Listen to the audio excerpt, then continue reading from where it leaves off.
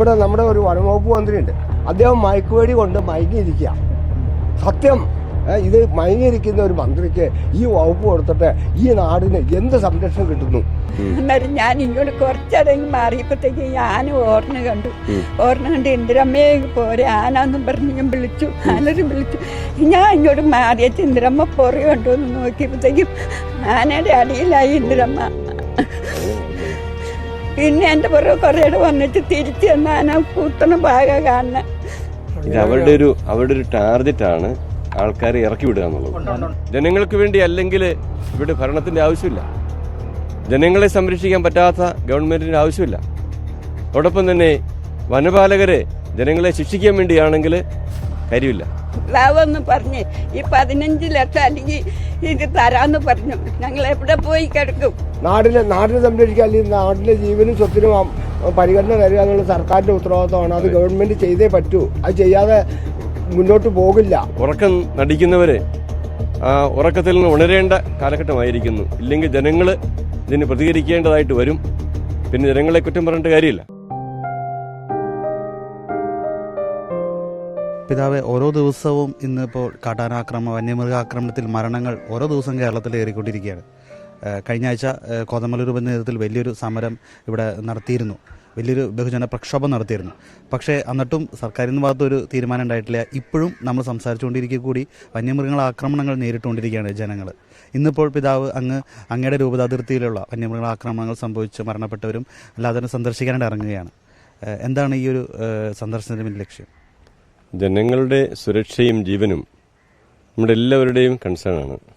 പ്രത്യേകിച്ച് ഗവൺമെൻറ്റുകൾ അതിന് ഏറെ ശ്രദ്ധ ചെലുത്തേണ്ട ഒരു സാഹചര്യമുണ്ട്. പക്ഷേ ഗവൺമെൻറ്റുകൾ അത്ര ശ്രദ്ധിക്കുന്നില്ല എന്നുള്ള ചിന്ത ഉണ്ട്. നമ്മൾ സുമനസ്സുകൾ എപ്പോഴും കൂടെ ഉണ്ടാകുക എന്നുള്ളതാണ്. നമ്മൾ ജാതിമത ഭേദമന്യേ, രാഷ്ട്രീയ കക്ഷി ഭേദമന്യേ ജനങ്ങളുടെ ജീവന് വേണ്ടി അതിന് സംരക്ഷണം കിട്ടണം. ആ ഉദ്ദേശത്തോടുകൂടിയാണ് ഇന്ന് ഞാൻ പോകുന്നത്. കഴിഞ്ഞ ദിവസം മരണമടഞ്ഞ ഇന്ദിര ചേച്ചിയുടെ വീട്ടിലേക്കാണ് ഇപ്പം പോകുന്നത്. അവരെ കണ്ട് അനുശോചനം അറിയിക്കാനും അവരോട് അനുഭവം പ്രകടിപ്പിക്കാനും അവരെ കഴിയുന്ന വിധത്തിൽ ഏതെങ്കിലും രീതി സഹായിക്കാൻ സാധിക്കുമെങ്കിൽ ആ കാര്യം ചിന്തിക്കാനും വേണ്ടിയാണ് പോകുന്നത്. അതോടൊപ്പം തന്നെ ഈ രൂപതാതിർത്തികളിലുള്ള പല സ്ഥലങ്ങളിലും ഇതുപോലെ വന്യജീവി ഭീഷണിയുണ്ട്. ആ സ്ഥലങ്ങളെ കണ്ട് അവർ ജനങ്ങളുടെ ബുദ്ധിമുട്ട് മനസ്സിലാക്കാനും ജനങ്ങളോടൊപ്പം ആയിരിക്കാനും വേണ്ടിയാണ് ഇന്ന് ഞാൻ യാത്ര ചെയ്യുന്നത് ഇവിടെ നിന്ന്. ഈ യാത്രയിൽ ഗവൺമെൻറ്റിനെ ഈ കാര്യങ്ങൾ അറിയിക്കുക, പല പ്രാവശ്യം അറിയിച്ചിട്ടുള്ളതാണ്, പക്ഷേ കാര്യമായ പ്രയോജനം ഉണ്ടായിട്ടില്ല. പക്ഷേ ഇത് കേരളത്തെ മൊത്തം ബാധിക്കുന്ന പ്രശ്നമാണ്. തന്നെയുമല്ല, ഇനി വേനൽ കടുക്കുമ്പോൾ ഈ വന്യജീവികളുടെ ഭീഷണിയും ആക്രമണവും കൂടിക്കൊണ്ടിരിക്കും. ഓരോ ദിവസവും എന്നതുപോലെ കൂടിക്കൊണ്ടിരിക്കും. എന്തെങ്കിലും വളരെ ഇമ്മീഡിയറ്റായിട്ട് അടിയന്തരമായിട്ട് ചെയ്തില്ല എങ്കിൽ കേരളത്തെ മൊത്തം ബാധിക്കുന്ന പ്രശ്നമായി തീരും. അത് ഗവൺമെൻറ്റുകളും രാഷ്ട്രീയ പാർട്ടികളും ഇക്കാര്യം ശ്രദ്ധിക്കേണ്ടിയിരിക്കുന്നു. അങ്ങനെ അവർ ശ്രദ്ധിക്കാത്തത് കൊണ്ട് നമുക്ക് കഴിയുന്ന രീതിയിലുള്ള സമ്മർദ്ദം ചെലുത്തുക എന്നുള്ളതാണ് ഇതിൻ്റെ ഉദ്ദേശം.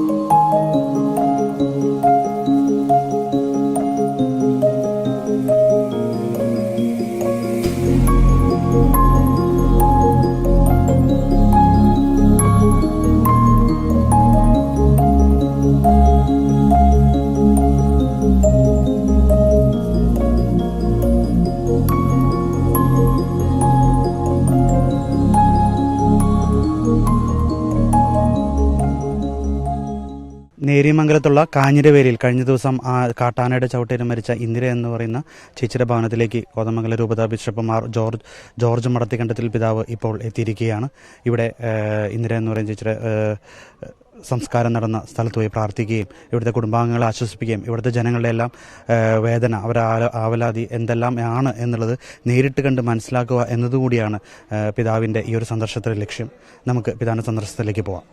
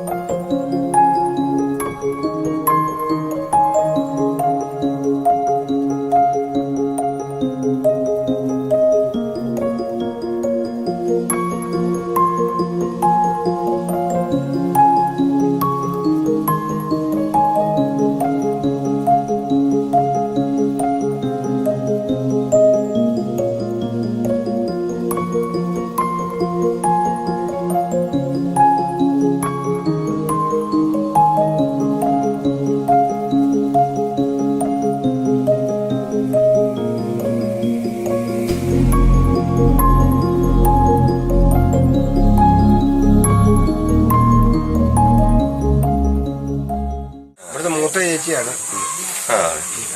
പേരെന്തുവാ? മോളെ എന്തോ വന്നേ? അതെയോ? രണ്ടാമത്തെ മോളിത്. രണ്ടാമത്തെ ഇത് മോന്റെ ഷിബുവിന്റെ അല്ലേ? ഈ ദിവസങ്ങളിൽ ഒത്തിരി സംഭവം ഉണ്ടാവുന്നു അല്ലേ? അമ്മ എവിടെയായിരുന്നു? എവിടെ നിന്നായിരുന്നു? ഇവിടെ അതെല്ലേ? ഇത് ശരിക്കും സംഭവിച്ചെന്ന് പറഞ്ഞാൽ ഞാൻ ചെമ്മൻകുടിലായിരുന്നു. അവര് ഈ ആനയെ കണ്ടവാനെ ഉപദ്രവിച്ച് കല്ലിനെറിഞ്ഞ് ഉപദ്രവിച്ച് ഇക്കരയ്ക്ക് കയറ്റി.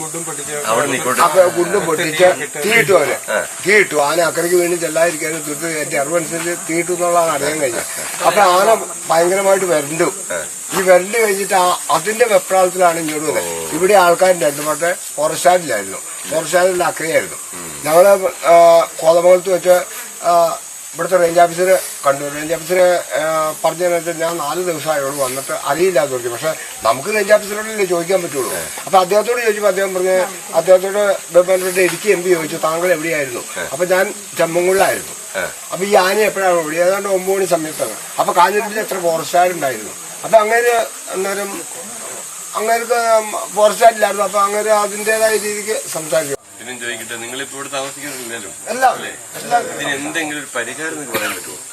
പരിഹാരം എന്തെങ്കിലും ഇവിടെ അല്ല, ഈ പരിഹാരം എന്ന് പറഞ്ഞാൽ നല്ലൊരു പരിഹാരമുണ്ട്. പക്ഷെ ഇത് ഫോറസ്റ്റുകാർ ചെയ്യാൻ തയ്യാറാവുന്നില്ല. കാരണം ഇവിടെ ഒരു കല്ലുവാതിൽ എന്ന് പറഞ്ഞൊരു സ്ഥലമുണ്ട്. കല്ലുവാതിൽ അവിടെ നിന്ന് വന്ന് ഇവിടെ ചെക്കുത്താൻ ഒരു പ്രദേശമാണ്. അതൊരു കല്ലുവാതിൽ എന്ന് പറഞ്ഞാൽ ആ കല്ലേന്ന് ഇറങ്ങി വേണം നമുക്ക് ഈ താഴത്തെ ഒരു പൊസിഷനിലേക്ക് ഇറങ്ങാൻ. അത് ഞങ്ങൾ പല പ്രാവശ്യം ഈ DFOയുടെ അടുത്തും റേഞ്ച് ഓഫീസിന്റെ അടുത്തും റിപ്പോർട്ട് ചെയ്തിട്ടുള്ളതാണ്. പക്ഷെ അവര് പറയുന്നത് എന്താണെന്ന് വെച്ചാൽ ആനയുടെ സഞ്ചാരപാതം ഒഴിവാക്കാൻ പറ്റില്ല. അപ്പൊ ഞങ്ങൾ പറഞ്ഞു ആനയുടെ സഞ്ചാരപാതം ഒഴിവാക്കണ്ട, ഇത് കമ്പിലൈനാണ്. ഇവിടുന്ന് ഒരു കമ്പിലൈൻ നേരെ ഇങ്ങോട്ട് വരുന്നുണ്ട്. ഈ കമ്പിലൈൻ KCBയുടെ അധീനതയിലാണ്. അപ്പൊ അതില് ഫെൻസിങ് വലിച്ചാൽ എന്തോ കുഴപ്പം. പക്ഷെ ഇവര് അത് തയ്യാറല്ല. ഇവിടെ ഇപ്പൊ 44 ലക്ഷം രൂപ അനുവദിച്ചു എന്ന് ഫോറസ്റ്റുകാർ പറയുന്നുണ്ട്. അവര് കിഴക്കെന്നാണ് ഇടുന്നത്. പടിഞ്ഞാറിന് ആന വരുന്നതിന് കിഴക്കെന്ന് ഫെൻസിങ് ഇട്ടാൽ ഈ നാട്ടുകാർക്ക് എന്താണ് ഗുണം? ഞങ്ങളുടെ ചോദ്യം അതാണ്. ഇവരതിനെന്താണ് മറുപടി പറയുന്നത്? ഇവർക്ക് മറുപടി ഇല്ല. ഇവിടെ നമ്മുടെ ഒരു വനംവകുപ്പ് മന്ത്രിയുണ്ട്. വനംവകുപ്പ് മന്ത്രി പിതാവിനെ അറിയായിരിക്കും. AK ശശീന്ദ്രനാണ് അദ്ദേഹത്തിന്റെ പേര് തോന്നുന്നു. നമ്മുടെ ബഹുമാനപ്പെട്ട പ്രതിപക്ഷ നേതാവ് പറഞ്ഞ പോലെ അദ്ദേഹം മയക്കുവെടി കൊണ്ട് മയങ്ങിയിരിക്കുക. സത്യം.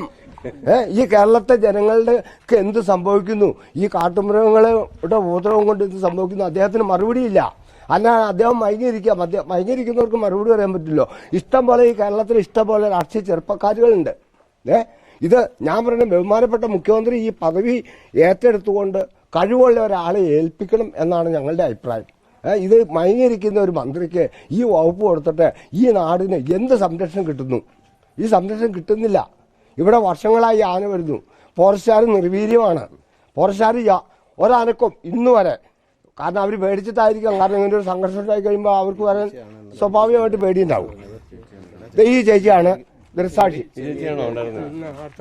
പേരെന്റെ ചേച്ചിയുടെ സൂസൻ തോമസ് അല്ലേ? ശരി. പേടിച്ചിരിക്കുകയാണോ?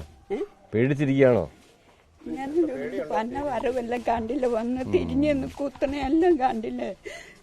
ഞാൻ എന്റെ ഇന്ദിരമ്മയെന്ന് പറഞ്ഞു ഒന്ന് വിളിച്ചല്ലേ? അവര് കേട്ടില്ലല്ലേ? അന്നേരം കേക്കണ ആനയുടെ അടിയിലല്ലേ. ഓ അങ്ങനെയാണല്ലേ? വീണ് കണ്ടല്ലേ? ഓ അത് ശരി ശരി. ഞങ്ങൾ രണ്ടുപേരും അവിടെ നിന്ന് വർത്താനം പറഞ്ഞോണ്ടിരിക്കുക. അന്നേരം എന്റെ മകൻ എന്നെ വിളിക്കണേ ഞാൻ കേട്ടില്ല, എനിക്ക് ചെവി ഒതുക്കല്ലേ. അപ്പം ഇന്ദിരമ്മ പറഞ്ഞു അവനെ വിളിക്കണ്ട്, അങ്ങോട്ട് ഇറങ്ങി ചെല്ലാൻ പറഞ്ഞു. അന്നേരം ഞാൻ ഇങ്ങോട്ട് കുറച്ചടങ്ങി മാറിയപ്പോഴത്തേക്ക് ഈ ആന ഓർന്ന് കണ്ടു. ഇന്ദിരമ്മയെ പോരെ ആനാന്നും പറഞ്ഞ് ഞാൻ വിളിച്ചു. ആനരും വിളിച്ചു.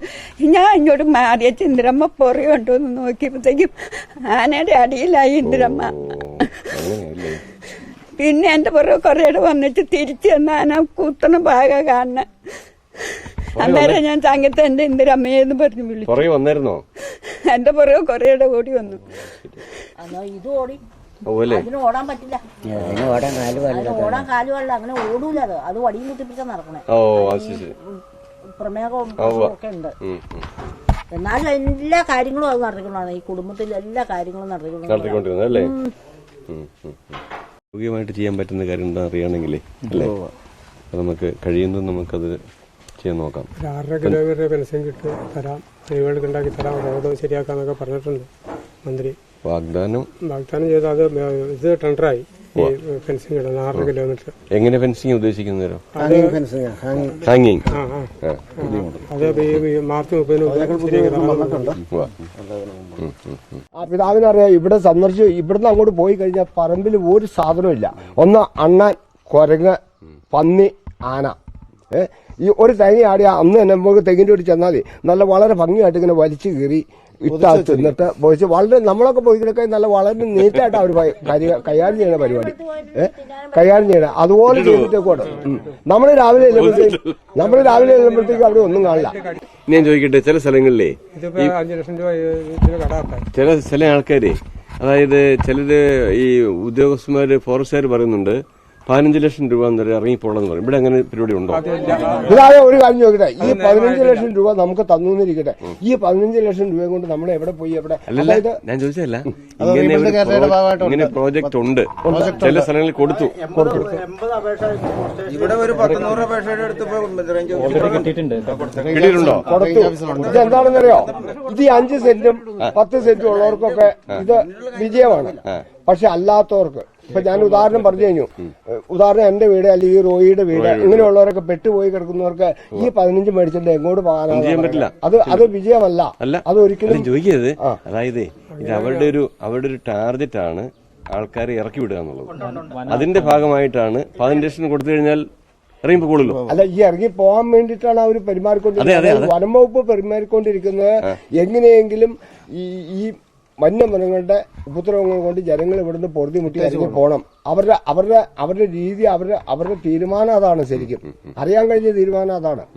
അതുമായിട്ട് നമുക്ക് മുന്നോട്ട് പോകാൻ പറ്റുമോ? കാരണം നമ്മുടെ ജീവിതം മൊത്തം ഇവിടെ നമ്മൾ ബലിയർപ്പിച്ചു.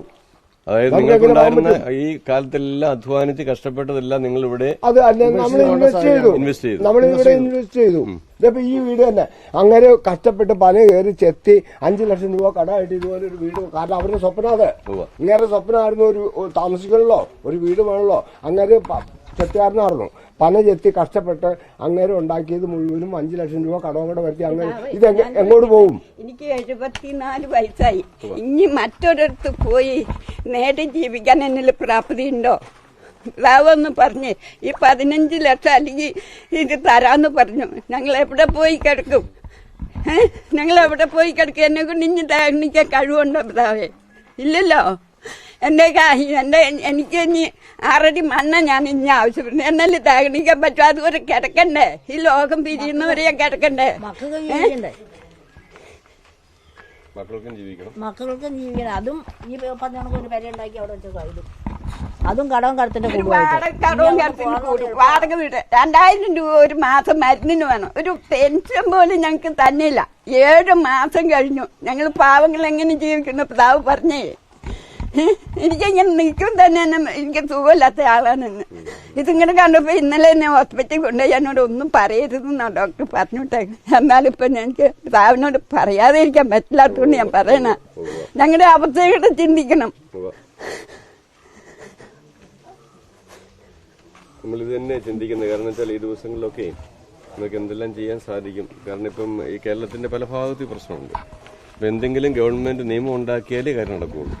അതായത് വന്യമൃഗങ്ങള് നാട്ടിലേക്ക് ഇറങ്ങുന്ന വന്യമൃഗങ്ങളെ നശിപ്പിക്കുക, ഒന്നീ കൊന്നു കളയുക, അല്ലെങ്കിൽ കാട്ടിലേക്ക് കയറ്റിവിടണം. ചെയ്യേണ്ടത് ഫോറസ്റ്റുകാരാണ്. അവരുടെ ഉത്തരവാദിത്വമല്ലേ അത്? അവരുടെ അതായത് ഫോറസ്റ്റുകാർക്ക് ശമ്പളം കൊടുക്കുന്ന വന്യജീവികളെ സംരക്ഷിക്കാനും വനം സംരക്ഷിക്കാനുമാണ്. അത് അവർ നോക്കണം. നാടിനെ സംരക്ഷിക്കുക, അല്ലെങ്കിൽ നാട്ടിലെ ജീവനും സ്വത്തിനും പരിഗണന തരിക എന്നുള്ള സർക്കാരിന്റെ ഉത്തരവാദിത്തമാണ്. അത് ഗവൺമെന്റ് ചെയ്തേ പറ്റൂ. അത് ചെയ്യാതെ മുന്നോട്ട് പോകില്ല. ആ അവസ്ഥയാണ് ജനങ്ങൾക്ക്. വന്യമൃഗങ്ങൾ കാട്ടിൽ ജീവിക്കണം, അവർ പുറത്തേക്ക് ഇറങ്ങുക. അതിനാണ് ഗവൺമെന്റ് ഫോറസ്റ്റ് ഉദ്യോഗർക്ക് ശമ്പളം കൊടുക്കുന്നത്. ശമ്പളം കൊടുക്കും ഒത്തിരി ബജറ്റിൽ. പിന്നെ അവർക്ക് കിട്ടുന്ന ഇതെന്താ, അവര് മേടിക്കുന്ന എന്താ? എന്തെല്ലാം പരിപാടികളിലാണ് ഈ ഫോറസ്റ്റ് ഉദ്യോഗസ്ഥർ നടത്തുന്ന അഴിമതികള് എന്തെല്ലാം രീതിക്ക് അവർ നടത്തുന്നത്? ഒരു ജനങ്ങൾക്ക് ഒരു സംവിധാനം ഉണ്ടോ? ഈ ഏരിയയിലേക്ക് വനത്തികൂടെ വന്ന് തീർത്തേച്ചു പോയി. ഇതിവിടെ എന്ത് സംഭവിച്ചെന്നൊന്ന് അന്വേഷിച്ചോ? അന്നില്ല, വന്നില്ല. പോലീസുകാർ വന്നില്ല. ഫോറസ്റ്റുകാർ ഓരോന്നും ഈ അഞ്ചനത്ത് വേലൂത്തില്ല. അതേസമയം ആനിക്കെട്ടൂരെ ഏറ് കൊടുത്താൽ ഇവിടെയുള്ള ചെറുപ്പക്കാർ പിള്ളേര് കാഞ്ഞിരയിൽ നിൽക്കുവോ? ഒറ്റെണ്ണത്തിന് കൊടുക്കോ? വെതറുമില്ല പിതാവേ. ആളെ കൊല്ലണം കയറും ഈസിയാണ് ഇവിടെ. ഒരൊറ്റ ഫോറസ്റ്റുകാരൻ ഒരു പാമ്പിനെ നിസ്സാരം കൊന്നാ മതി. പിന്നെ ഇവിടെ ഈ കാഞ്ഞൂരിൽ ഒറ്റ ആമ്പിള്ളേരെ കെടുത്തൂല. ഒറ്റ ആമ്പിള്ളേരെ സാവിനറിയാവോ? ഞങ്ങളുടെ ജീവിതം കട്ടപ്പോകയാ. ഫോറസ്റ്റുകാരുടെ ഒരു പ്രശ്നം എന്താ വെച്ചാല് അവര് വന്യമൃഗങ്ങൾക്ക് എന്തെങ്കിലും പറ്റിയാൽ ആൾക്കാരുടെ പേരിൽ കള്ളക്കേസ് ഉണ്ടാക്കുക എന്നുള്ളത്. അത് ഞാൻ പലപ്പോഴും ശ്രദ്ധിച്ചിട്ടുള്ള. ആളുകളെ എങ്ങനെയെങ്കിലും കള്ളക്കേസ് കുടുക്കി അവരെ ഇവിടെ നിന്ന് മാറ്റാനുള്ള മാർഗം നോക്കുക എന്നുള്ളതാണ് പലപ്പോഴും കണ്ടിട്ടുള്ളത്. അങ്ങനെയാണ്. അപ്പം പിന്നെ എനിക്ക് തോന്നുന്നതേ, ഈ ഫോറസ്റ്റുകാര് ഒഴിവായി പോകുന്നവർക്ക് 15 ലക്ഷം എന്നാണ് അവര് പറയുന്നത്. മരിക്കുന്നവർക്ക് 10 ലക്ഷം. അല്ല, ഇത് ചെയ്യുന്നിപ്പോ അങ്ങനെയാ. കാരണം 15 ലക്ഷം കൊടുത്താൽ ഇറങ്ങി പോവാണെങ്കിൽ പോകട്ടെ, ഒരു കുഴപ്പമില്ല. മരിക്കുന്നവർ വീട് കിട്ടുമോ ഞങ്ങൾക്ക്? 2.5 ഏക്കർ വരെ ഉള്ളവർക്ക് ഇത് കൊടുക്കണം. അതിന് ഭയങ്കര നൂലാമാലകളാ നിയമങ്ങൾ ഉണ്ടാക്കി അത് പട്ടയം വേണം. 2.5 ഏക്കർ ഭൂമി കൂടുതൽ പാടില്ല. അങ്ങനെയുണ്ടോ? അങ്ങനെയൊക്കെ അത് ഏക്കർ ഉണ്ടെങ്കിൽ കിട്ടും. പക്ഷെ അതുകൊണ്ട് വേറെ പ്രയോജനമില്ല. പൈസ കൂടുതൽ 2.5 ഏക്കർ ഉള്ളവനും 15 രൂപ. അത് ശരി. അതാണ് ഇവരുടെ നിയമം. കാട്ടു നിയമം അല്ലേ? നാട്ടുകാർക്കറിയാൻ നിയമമല്ല. ഉള്ളവനും 2.5 ഏക്കർ ഉള്ളവനും 15 എന്ന് പറയുമ്പോൾ അത് എന്ത് നീതിയാണ്? മലയോര മേഖലയാണ്. ഈ മലയോര മേഖലയെ കുടിയേറിയവരാണ് നമ്മളെല്ലാം. അത് കഴിഞ്ഞാണ് പട്ടയം തന്നതും. അതും പല നിബന്ധനകൾ വെച്ച് ഈ പട്ടയം കിട്ടാത്ത രീതിക്ക് താമസിക്കുന്ന, അതായത് 50 വർഷം താമസിച്ച ആൾക്കാർ നിലവിൽ ഈ കാഞ്ഞിരയിലുണ്ട്. ഒത്തിരി കുടുംബങ്ങൾ ഈ കിഴക്കേ ഭാഗത്തോട്ട് പട്ടയം കിട്ടാതെ അവരിവിടെ താമസിക്കുക. അവരിവിടെ വളർന്നവരാണ്, അല്ലാതെ പുറത്തുനിന്ന് വന്ന് കുടിയേറിയവരില്ല. അല്ലെങ്കിൽ കോട്ടയത്തുനിന്നോ പാലായിന്നോ അല്ലെങ്കിൽ മറ്റേ തൃശ്ശൂരിന്നോ അല്ലെങ്കിൽ അങ്ങനെയുള്ളടത്തുനിന്ന് വന്ന് കുടിയേറിയവരില്ല. ഈ കാഞ്ഞിരവേലില് ജനിച്ചു വളർന്ന മക്കൾ ഇവിടെ കുറെ പേര് ഇവിടെ കിഴക്കേറ്റത്ത് താമസിക്കുന്നുണ്ട്. അവർക്ക് പട്ടയമില്ല, അവർക്ക് പട്ടയം കൊടുത്തിട്ടില്ല. അവർക്കൊക്കെ ഒന്നും ഒരു പൈസ ഈ അവരെ അനുവദിക്കില്ല സർക്കാർ. സ്കീമിൽ കിട്ടില്ല. അവരെന്ത് ചെയ്യണം? അവര് മനുഷ്യരുടെ പോകാനും പറ്റില്ല. ഇവിടെ ജനിച്ചു പുറത്തുനിന്ന് വന്നവരാണെങ്കിൽ നിങ്ങൾ പുറത്തുനിന്ന് വന്ന് കൈയേറിയതല്ലേ നമുക്ക് ചോദ്യം ചോദിക്കാം. ഇവിടെ ജനിച്ചവരെ എങ്ങോട്ട് പോകണം? ചേട്ടൻ പറഞ്ഞ പോലെ 74 വർഷമായിരുന്നു. 74 വർഷം ഇവിടെ ജനിച്ചു വളർന്ന ആൾക്കാരാണല്ലേ? ജനിച്ചു വളർന്ന ആൾക്കാരാണ്. അതെല്ലേ? കുറെ സമയം ചെലവഴിക്കുവാനായിട്ട് സാധിച്ചു. കുടുംബാംഗങ്ങൾ മാത്രമല്ല, അയൽവക്കക്കാരും ഈ പ്രദേശത്തുള്ള ഒത്തിരി ആളുകൾ ഒരുമിച്ച് കൂടിയിരുന്നു. അവരുടെയൊക്കെ വേദനയും ദുഃഖവും നമുക്ക് മനസ്സിലാക്കാൻ സാധിക്കും. രാമകൃഷ്ണനാണെങ്കിൽ 74 വർഷമായി ഇവിടെ ജനിച്ച് വളർന്ന ആളാണ്. അങ്ങനെയുള്ള അനേകം പേര് ചേച്ചി രാമകൃഷ്ണൻ ചേച്ചി എത്ര വയസ്സായി? 80 വയസ്സായി. അപ്പോൾ ഈ കാലഘട്ടം ഒക്കെ ഇവിടെ തന്നെ ജീവിച്ച് വരുന്ന വ്യക്തികളാണ്. അവരൊക്കെ ഇനി എന്ത് ചെയ്യും എന്നുള്ളതാണ്. ഇന്നലെയാണെങ്കിൽ 16 ആനകൾ ഈ ഭാഗത്തോടെ പോയെന്ന് പറഞ്ഞു. ഇത് ജനങ്ങൾക്ക് ജീവിക്കാൻ പറ്റാത്തൊരവസ്ഥയിലേക്ക് വന്നിരിക്കുന്നു. ഇവിടെ വന്ന് കണ്ടപ്പോൾ ഞങ്ങൾക്ക് വലിയ സങ്കടമുണ്ടായി. കാരണം ഈ മനുഷ്യരെ സഹായിക്കാൻ ആരുമില്ലാത്ത ഒരവസ്ഥയാണ്. ഗവൺമെൻറ് എന്താ ചെയ്യുന്നറിയില്ല. അതുപോലെ തന്നെ ഫോറസ്റ്റ് ഉദ്യോഗസ്ഥർ ആരും ഇങ്ങോട്ട് കടന്നു വന്നില്ല എന്ന് പറയും ഇതുവരെ. അത് വലിയൊരു വീഴ്ചയായിട്ട് ഞാൻ കരുതുകയാണ്. കാരണം ഇത്രയും സംഭവം ഉണ്ടായിട്ടും ഇത്രയും ആൾക്കാരിവിടെ വന്നുപോയി, എന്നിട്ട് ഒരു ഉദ്യോഗസ്ഥൻ പോലും ഇവിടെ വന്നില്ല എന്നാണ് ഇവർ പറയുന്നത്. അപ്പോൾ അങ്ങനെയുള്ള ഒരു സാഹചര്യം തീർച്ചയായിട്ടും ഫോറസ്റ്റുകാരുടെ വലിയൊരു വീഴ്ചയായിട്ട് കരുതേണ്ടിയിരിക്കുന്നു. ഫോറസ്റ്റുകാർ ഈ കാര്യങ്ങൾ ചെയ്യാൻ കടപ്പെട്ടവരാണ്. വനം സംരക്ഷിക്കണം, വന്യമൃഗങ്ങളെ വനത്തിൽ സംരക്ഷിക്കണം, ഇത് അവരുടെ ഉത്തരവാദിത്വമാണ്. സാധാരണ ജനങ്ങൾക്ക്, അതും 10-80 വർഷം ഇവിടെ താമസിച്ചുകൊണ്ടിരിക്കുന്ന ജനങ്ങൾക്ക് സുരക്ഷിതമായിട്ട് ജീവിക്കാൻ പറ്റാത്തൊരവസ്ഥ വന്നിരിക്കുന്നു.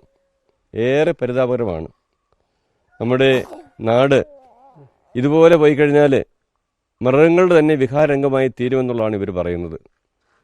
ഞങ്ങൾ എന്ത് ചെയ്യും? ഇവരുടെ കരച്ചിലിതാണ്. ഞങ്ങൾക്കുണ്ടായിരുന്ന ഇത്രയും നാളും സംഭരിച്ചതും സമ്പാദിച്ചതും എല്ലാം ചെറിയ വീടൊക്കെ പണിത് കൃഷിസ്ഥലമൊക്കെ വാങ്ങിച്ച് അങ്ങനെ സമാധാനമായിട്ട് കഴിയുന്ന സാഹചര്യമായിരുന്നു. ഇടയ്ക്കിടയ്ക്ക് ഇങ്ങനെ വന്യമൃഗങ്ങളുടെ ശല്യം ഉണ്ടായിരുന്നു. പക്ഷേ ഇപ്പോൾ അത് രൂക്ഷമായിരിക്കുകയാണ്. എങ്ങോട്ട് നീങ്ങിയാലും ആനയുടെയും കാട്ടുപന്നിയുടെയും അതുപോലെ തന്നെ കുരങ്ങിൻ്റെയൊക്കെ ശല്യം കാരണം ജീവിക്കാൻ പറ്റാത്ത അവസ്ഥയാണ്. ഈ അവസ്ഥയ്ക്ക് ഒരു മാറ്റമുണ്ടാകണം.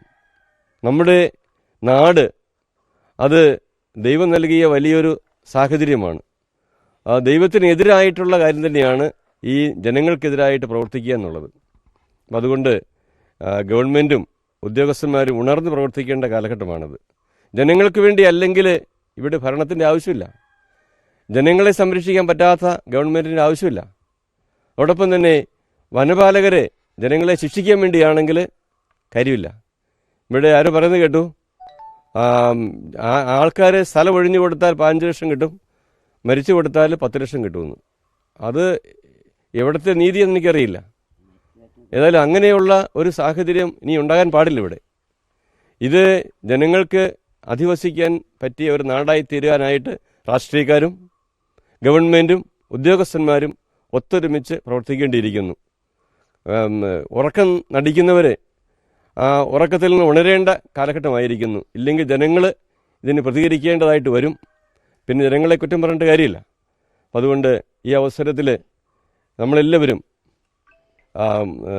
സുമനസ്സുകൾ ഈ നാട്ടിൽ സമാധാനവും സന്തോഷവും പ്രത്യാശയും ഉള്ള വ്യക്തികളായിട്ട് ജീവിക്കാൻ ആഗ്രഹിക്കുന്നവരെല്ലാവരും ഒരുമിച്ച് വരും. അത് തീർച്ചയായിട്ടും നമ്മുടെ നാടിന് ഒരു നന്മയായി തീരണമെങ്കിൽ ഗവൺമെൻറ്റും രാഷ്ട്രീയക്കാരും എല്ലാ ജനങ്ങളും ഒരുമിച്ച് ജനങ്ങളുടെ സുരക്ഷിതത്വം ഉറപ്പാക്കണം. അതിന് സാധിക്കട്ടെ എന്ന് ആഗ്രഹിക്കുകയാണ്, ആശംസിക്കുകയാണ്. ഈ കുടുംബാംഗങ്ങൾക്ക് ദൈവം അവർക്ക് ആശ്വാസവും സമാധാനവും പ്രദാനം ചെയ്യട്ടെ. ഇന്ദിര ചേച്ചിയുടെ ഭർത്താവുണ്ട്, മകനുണ്ട്, പെൺമക്കൾ 2 പേരുണ്ട്, അവരുടെ മക്കളുണ്ട്. അവരെല്ലാവരും ഈ അയലോക്കംകാരും അതുപോലെ തന്നെ സഹോദരി ചേച്ചിയുണ്ട് ഇവിടെ. അങ്ങനെ ഒത്തിരി പേര് ഈ പ്രദേശത്ത് അധിവസിക്കുന്നവരാണ്. ഇവരുടെയൊക്കെ വിഷമം കാണുമ്പോൾ തീർച്ചയായിട്ടും ഗവൺമെൻറ്റിന് കണ്ണടച്ചിരിക്കാൻ പറ്റത്തില്ല. ഉണരുവാനുള്ള സാഹചര്യമാണ്. അങ്ങനെ ഉണർന്ന് ഈ ജനങ്ങൾക്ക് സുരക്ഷിതത്വം നൽകുവാൻ ഇടയായി തീരട്ടെ എന്ന് ആശംസിക്കുന്നു. ഈ വളരെ വേദനകളിൽ കടന്നു പോകുന്ന ഒരു ദിവസങ്ങളാണ് ഈ സമയം. ഇപ്പോൾ കോതമംഗലം രൂപതയുടെ പിതാവ് സന്ദർശിച്ചിരിക്കുകയാണ്. പ്രതികരണം. എനിക്കിവിടെ ഇവിടെ വന്നാൽ എനിക്ക് സന്തോഷമുണ്ട്. നമ്മുടെ കാര്യങ്ങളെല്ലാം അറിഞ്ഞ് ഇവിടെ വന്നാൽ ഒത്തിരി സന്തോഷങ്ങളുണ്ട്. അതേ രീതിയിൽ തന്നെ എല്ലാ രീതിയിലും എല്ലാവരും ഇവിടെ വരുവും ഞങ്ങളുടെ സങ്കടം കാണും. എല്ലാ രീതിയിലും നല്ല രീതിയിൽ നമ്മളിവിടെ സമീപിച്ചിട്ടുണ്ട്. അതാണ് എനിക്ക് പറയാനുള്ളത്. ഈ സർക്കാരിൻ്റെ ഭാഗത്തു നിന്നുള്ള ഇതിന് ശേഷം സർക്കാരിൻ്റെ ഭാഗത്തെന്ന് വെച്ചാൽ അവരെന്ന് വെച്ചാൽ പറ്റുന്ന സഹായം ചെയ്തിട്ടുണ്ട്. നല്ല രീതിയിൽ അവർ ഇടപെട്ട് മന്ത്രിയൊക്കെ ആയാലും വന്ന് MP MLA 2 മന്ത്രിമാരൊക്കെ വന്നിട്ടുണ്ടാകും. അവർ വന്ന് ഇവിടെ വന്നു എല്ലാ രീതിയിലും നല്ല രീതിയിൽ സമീപിച്ചിട്ടുണ്ട്. നമുക്ക് എന്താണ് സർക്കാരിന് പറയാനുള്ള ആവശ്യം? ഇതിപ്പോൾ ഇങ്ങനെ ഒരു ആക്രമണം രൂക്ഷമായി ഞാൻ പറയാനുള്ളതെല്ലാം പറഞ്ഞു. കാരണം ഇവിടെ ഞങ്ങൾക്ക് ഇവിടെ ആന ഇറങ്ങാത്ത രീതിയിൽ ഫെൻസിങ് ഇട്ട് തന്നെ, വഴികൾക്ക് സ്ഥാപിച്ച് തന്നെ, റോഡ് മെയിൻ്റെനൻസ് ചെയ്ത് തന്നെ ഇതെല്ലാം പറഞ്ഞിട്ടുണ്ട്. ഇതെല്ലാം പരിഗണനയുണ്ടെന്നാണ് പറഞ്ഞത്. ഫെൻസിങ് ഇടാൻ മാർച്ച് 30 മുമ്പ് ഇട്ട് തരാമെന്ന് പറഞ്ഞിട്ടുണ്ട്. അതെല്ലാം ടെൻഡറായി കിടക്കണയാണ്. ടെൻഡർ ആയി മാർച്ച് 30 മുമ്പ് പണി തീർത്ത് തരാമെന്ന് പറഞ്ഞിട്ടുണ്ട്. ഈ ഒരു ഇതിപ്പോൾ ഈ ഒരു സംഭവം ഉണ്ടാകുന്നതിന് മുമ്പ് നിങ്ങൾ ഇതുപോലെ ആവശ്യം ഉന്നയിച്ചിരുന്നു? ആവശ്യം ഉന്നയിച്ചിട്ടുണ്ട്. ഒത്തിരി തവണ ഞങ്ങൾ ആവശ്യം ഉന്നയിച്ചിട്ടുണ്ട്. റേഞ്ച് ഓഫീസ് പിക്കറ്റ് ചെയ്യാൻ പോയിട്ടുണ്ട്. ഒത്തിരി നിവേദനങ്ങൾ കൊടുത്തിട്ടുണ്ട്. ഒത്തിരി കാര്യങ്ങളെല്ലാം ഞങ്ങൾ ചെയ്തിട്ടുണ്ട്. പക്ഷെ അതിനൊന്നും പരിഹാരം കണ്ടെത്തിയിട്ടില്ല. ഫെൻസിങ് കിട്ടാൻ അവിടെ നിലവിൽ ഇറങ്ങി വരുന്നിടത്താലും ഇട്ടിട്ടുണ്ടായിരുന്നു. അത് ഈ പറഞ്ഞ പോലെ നിലവിലെ പ്രവർത്തനമില്ല.